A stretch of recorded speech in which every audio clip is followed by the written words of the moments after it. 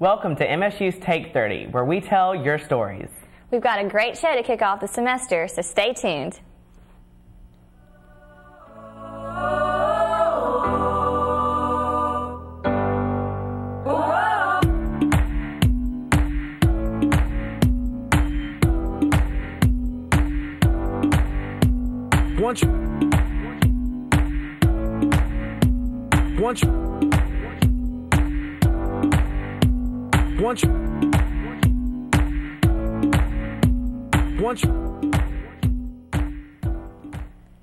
Today's debate about being politically correct has turned his attention to the past. Good evening. I'm Ann Ashton Jones. And I'm Walker Price. Classics that many of us studied in school are now under the microscope. Ann Ashton Jones has more. Famed Southern writer Mark Twain's classics, The Adventures of Huckleberry Finn and The Adventures of Tom Sawyer, are getting a facelift. In an effort to become more politically correct, publisher New South is releasing censored editions of the books that replace the N-word and other racial terms. The N-word occurs more than 200 times in Huck Finn and 4 in Tom Sawyer. New South's books will replace the word with slave, and the term Injun will be changed to Indian. Dr. Ted Atkinson, assistant professor of English at MSU, specializes in Southern literature. He says this is just the latest attempt at revising Twain's books. He's teaching Huck Finn in his classes and used the controversy to talk about handling the novel's offensiveness. We had a really good discussion about that, and students seem to be aware of why people would be offended, but they, seem to think that if you have the discussion before you start the novel, then it makes that less likely. Atkinson says his students understand the book reflects a certain time period that used such language. But when teaching it today, the key is creating an environment where there's no tension.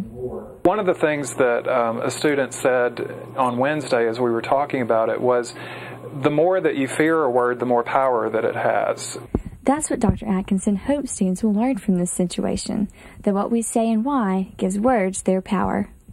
We tend to forget that the words that we send out there do have a lot of impact on people. And I think Huckleberry Finn, a novel written in the 1880s, is very helpful for now talking about that issue. As Twain said, the difference between the almost right word and the right word is really a large matter. And he was right, because we're still talking about it today. Ann Ashton Jones, Take 30. The revised books are scheduled for release in February. Those aren't the only changes coming to Starkville. With the downturned economy nationwide, many universities have had to use budget cuts in order to survive, including Mississippi State.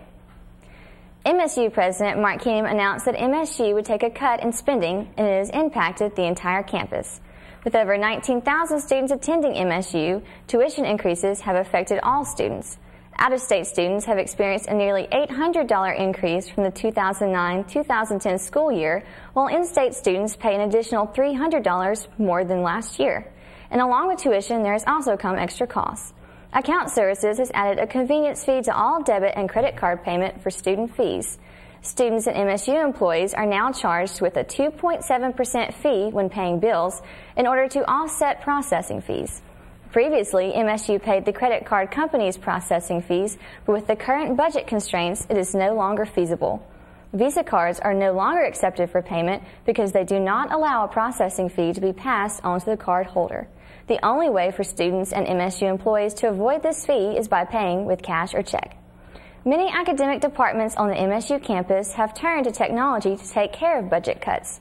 To save printing and copying costs, instructors have reduced the number of handouts they distribute during class.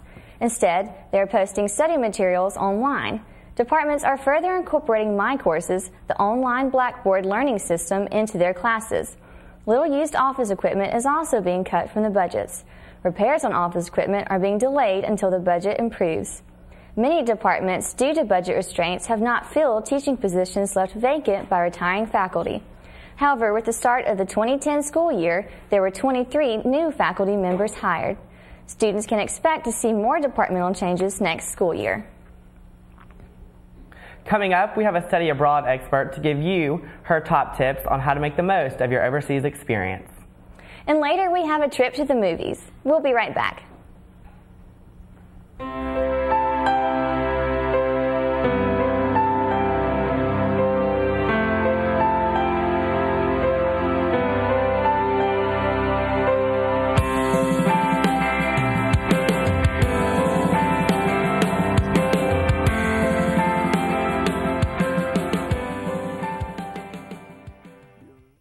would you leave behind? If you're struggling with suicidal thoughts, call the National Suicide Hotline.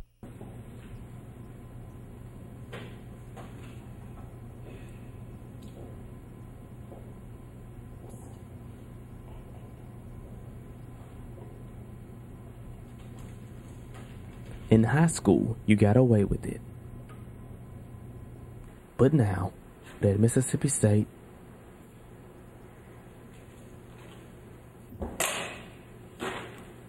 do the right thing. Obey the honor code.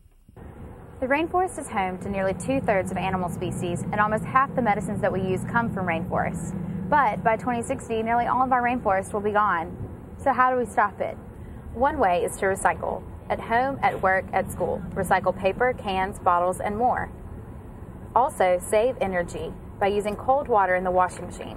Keep your car tuned up and carpool or use public transportation. And finally, spread the word to everyone you know about ways you can save our rainforests.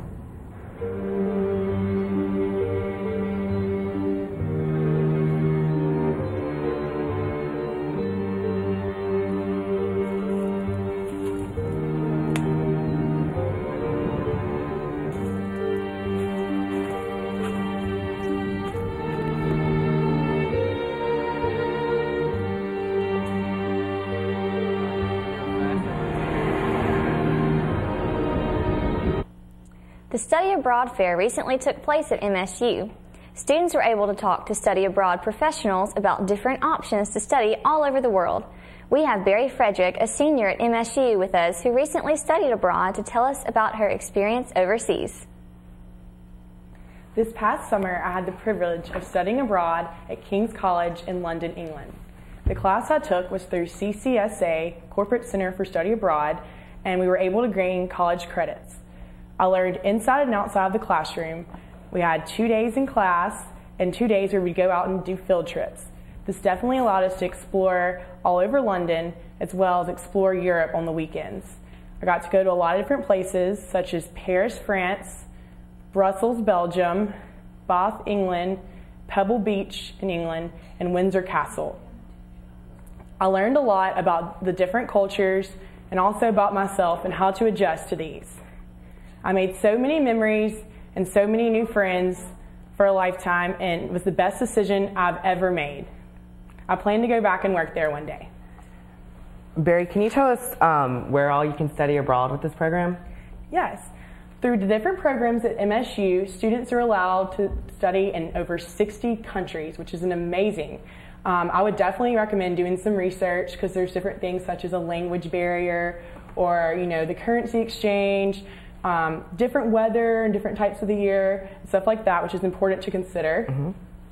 Well, what should you pack when you're going to go study abroad like this? Well, I wanted to pack my whole closet, but the airport, that would have cost a lot of money under their standards. So you need to pack, your basic things, plain colors you can mix match, and, basic things for sure, because they'll have the same things we have. Can you tell us what is the difference, what the major difference was living in another country? Adjusting to that country, and it was a great experience. Great. Well, I'm sure you would highly recommend that to everyone. Coming up next, we take a look at the latest in entertainment and the concerts that have visited Starkville recently. And after that, we'll have the latest on what to check out in the theaters. Stay tuned. You're watching Take 30.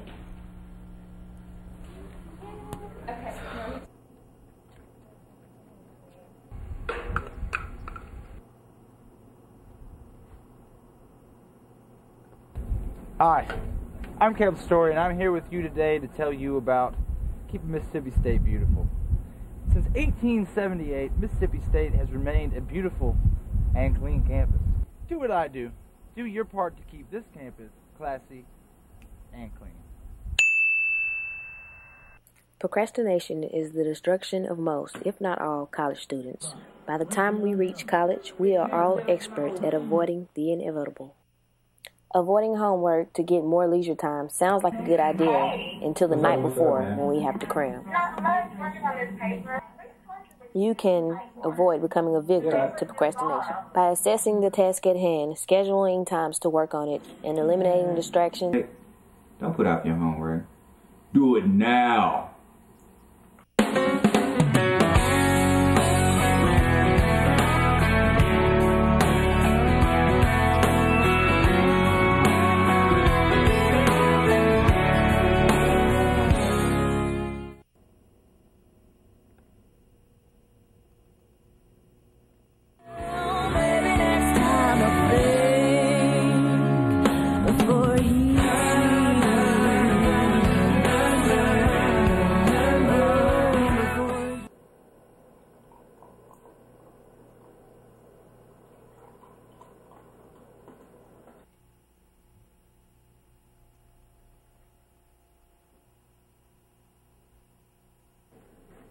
good. She's finally out.